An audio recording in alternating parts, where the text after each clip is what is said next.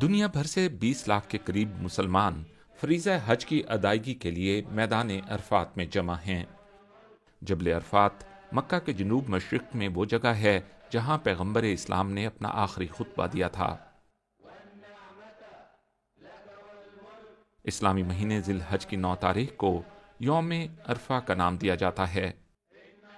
مناسک حج کا آغاز 8 ذی الحج سے ہوتا ہے جب حجاج مینا میں جمع ہوتے ہیں۔ ان مناسک کی تکمیل 12 ذی الحج کو ہوتی ہے، جبکہ کچھ لوگ 13 کو مینا سے واپس روانہ ہوتے ہیں۔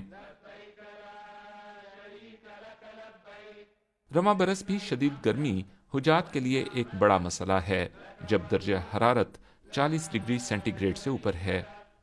خیال رہے کہ 2024 میں حج کے دوران گرمی میں 1300 سے زائد افراد کی موت ہوئی تھی۔